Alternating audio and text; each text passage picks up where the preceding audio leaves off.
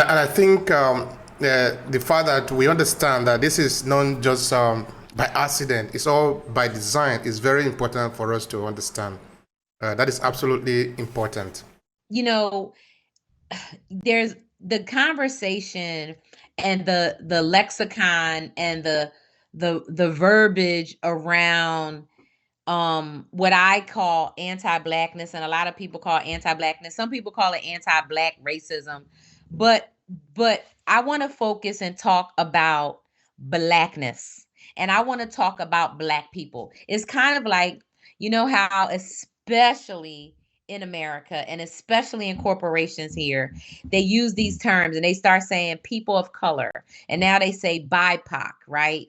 And women of color. First of all, black is not a color. Black is the absence of color. Black is the absence of light. Black is the beginning and the end, first and foremost. But besides that, right?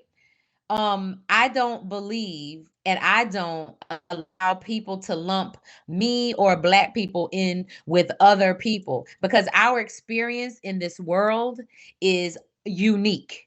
And so whether we are talking about our experience in Africa or our experience in America, our experience in, Asia, it doesn't matter. Our experience is unique. That's number one.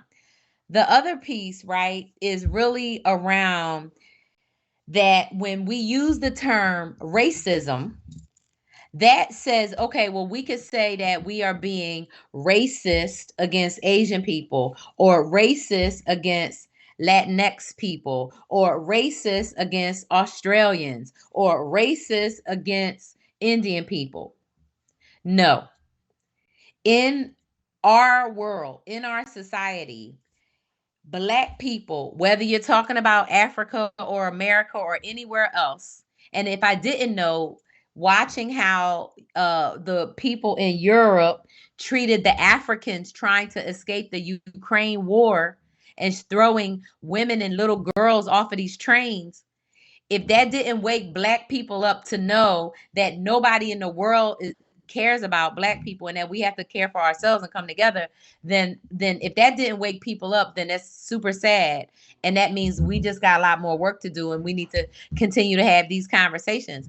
But anti-blackness and alleviating it starts with unpacking people's experience and understanding of what blackness is, and what are black people, and why they have something in their mind that tells them black people are bad, black people are less worthy, black people are less valued. Because you don't hear nobody talking about Asian people. You don't hear nobody is in China taking China over, extracting stuff from China, right?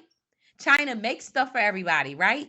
But who is digging in China, stealing stuff from them, right? So the fact that black people can be exploited, the fact that Africa, the mother continent, can be exploited, the fact that African people can be treated like garbage, can be killed like animals, can be choked out on camera with people crying and begging for that man's life while he cried and cried out for his mama, okay? And didn't give a shit. That's not racism. That is anti-blackness. Anti-blackness says he deserved it because I don't believe that he is much as a human being as I am. Anti-blackness says I don't care about all them girls missing in Africa that have been, who knows what has happened, and trafficked all around the world, right?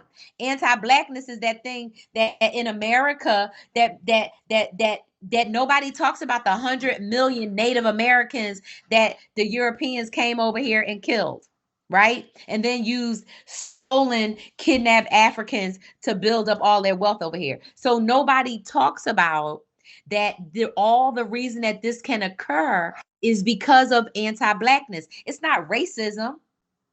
It's not racism. It's anti-blackness. It's people hate black people because they were conditioned to hate black people. They were trained and educated to hate black people. How else do you treat black people like garbage? You have to believe up here that something is wrong with Black people. You have to believe that you're better. You have to believe that Black people aren't really human beings. And if you get an exceptional one, if you get a Nupita, or you get a Will Smith, or you get a Beyonce, or you get, whoever, that, oh, they're exceptional. That's the lie. That's the lie. And so we have to unpack all of why we even believe that. We have to unpack that these are structures and systems. And guess what? Nobody wants to hear it. And I don't want to say nobody. Power don't want to hear it. So to your point, power only respects power. So how come my little old 5,000 people LinkedIn keeps on getting shut down? Obviously, right? Somebody is worried that my voice is going to get heard by somebody, and somebody is going to whatever, right? And so power only responds to power, but power has to be organized. Power has to be collaborated. Power has to be strategic, right? Power has to have skill and competence. You only do that, and you're only going to get that when people are like-minded, right? And understanding where they are and what the situation is, and willing to put some skin in the game. I don't work for any American corporation. I have my own company. I can say what I want, right? I'm not, right? So that's the difference. That's the difference, right? I'm not dependent on anybody to pay my bills. I depend on myself to pay my bills. Thank you for that. And that is part of what we were also talking about before, no?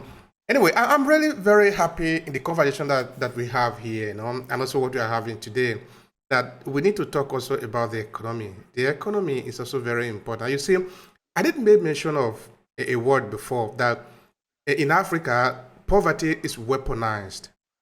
Many people might not understand what that means, but it is true. It is not natural that a lot of people are poor in Africa, literally in the sense of not having enough to be able to live. This is part of the design. It is not because the over a billion people in Africa cannot have access really naturally. It is not true. The system is designed to keep the people poor, because when you are poor, by poor in the sense that you are not able to meet your basic needs in life, then you need to depend on somebody. That somebody you are depending on need to give you the condition before you can get access to be alive. But if you can have access to the basic things now, then you move up again to ask other questions. You see, the quality of question we ask depends on the kind of answer we are able to get. All of us are not asking the same thing. If I don't have food to eat, the question I'm asking is going to be different from if I have food to eat. I'm talking of having a better food to eat. It's not the same questions. So I'm not going to get the same response. I think this is important that in our conversation, we also inculcate that, helping people to generate income, learning how to generate income so that they can take care of their basic need, and then we can move to the next one. So how do we resolve this problem of anti-Black hatred? Is there something that we can do? Help me with that. There are a lot of things that we can do. So I think, so first of all, for Black people, right, the first thing that we can do, right, is really look at our own history from the standpoint of what did we learn in our family, our community, and our church. Did we learn that white version of Christianity that says, slaves, be subject to your masters and obey your masters, like, right? And did we take that to mean that we are lower than other people? That's one piece to think about. So as we are examining ourselves, right, and we're examining, okay, who am I and what do I believe and how did I come to that, right? We want to also, right, think about, right, like, what do I want to be and what kind of life do I want to have, right? Do I want to have a full life where I feel like I can walk down the street and be who I am and rock and roll in my comfort and in my own skin? Or am I always looking and trying talk a certain way or act a certain way or be a certain way because I'm worried about how somebody's going to think about it. I'm worried about how somebody's going to say about it. So first and foremost, we have to examine that stuff internally, right? And ask ourselves those questions. Afterwards, right? Then we have to say, okay, well, who do I want to be? What is it that I'm trying to do? Where am I trying to go? And when we kind of say, okay, I have a direction for that, right? Then it is like, okay, so how do I get there? So everything, and that's where how I know and I really came to understand that my work as a mentor, my work as a coach, my work in working with leaders to advise and guide them is super critical here, because helping people to answer those questions that are deep inside of them, that basically say, how did I get to where I am now? Why am I like this, or what is it? And understanding that anti-blackness is a condition that has been thrust upon us. We didn't choose it. But what we can do is we can unpack it. And when we start to unpack it and we ask ourselves, how does this show up for me?